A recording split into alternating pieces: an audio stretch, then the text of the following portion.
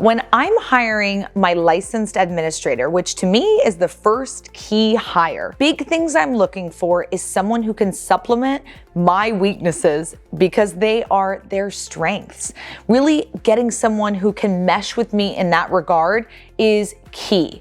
So what I mean by that is if I'm really bad at hiring and firing the caregivers, then I want to find someone who's a licensed administrator who loves doing the hiring and firing of the caregivers.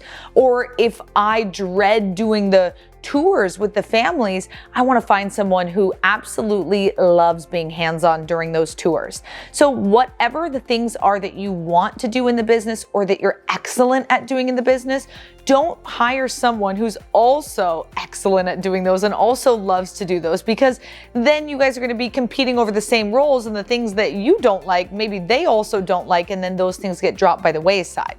Instead, find someone who kind of complements you, who matches your strengths and weaknesses.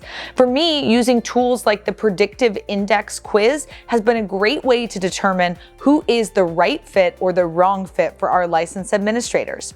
You know, we actually did a survey with over 100 licensed administrators all across the country, helping identify what are the core traits that they all have that make them super successful at what they do. And we found that there were about 4 different personality profile types that those top 100 caregivers fell into. Everyone who had this profile was successful in their role. And so then to me, it's about finding your role and deciding, do those match, do they not match, but also making sure that that administrator falls into one of those 4 roles, especially if you want to be a passive hands-off owner, kind of the way we are and the way we teach our students to be.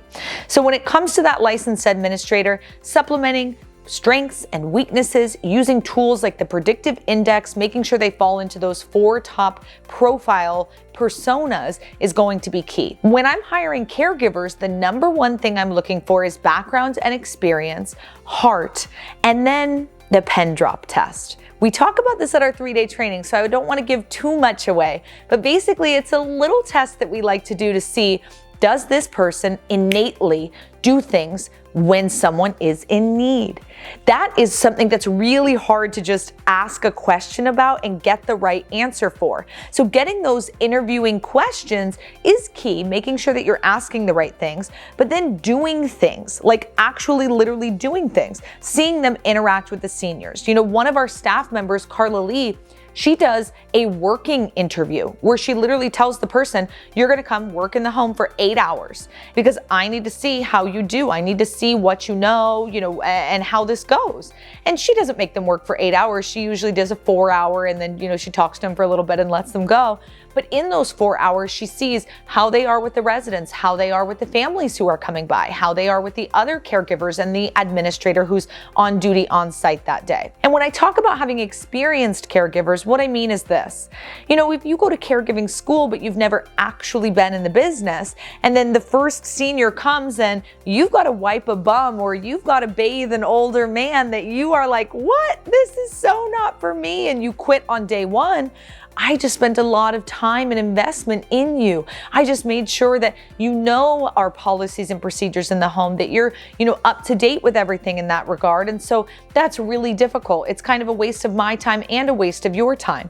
It takes some money and some effort to bring someone on board and make sure that they are onboarded properly to your company and to your culture. So you really want to make sure that you're selecting people who are going to have longevity within your culture. Something else I like to ask our caregivers, honestly, is what is your goal? Like, what do you want to do with your life? Because some of them come and they say, I really want to be a nurse. And to me, that's incredible. And I'm going to do everything in my power to make sure that I can help them on that journey to become a nurse. Some people come and they say, I never got my, my bachelor's degree or, something of that nature, and anything that I can do to help aid them in that regard, to me is like a really great opportunity to instill loyalty with them. Maybe someone says, I really want to have kids, or I really want to have my mom stop working, or whatever the thing is that they want and need. To me, that's an interview question that they're definitely not asking at the big box facilities. They're definitely not asking them, do you have, a goal in life, and like, what do you want to be when you grow up, basically? But we are, and knowing those things about our staff members really helps us be better employees or better employers and figure them out in the best way possible so that we can help them move forward and really just stay a part of the active culture that we're creating within the home.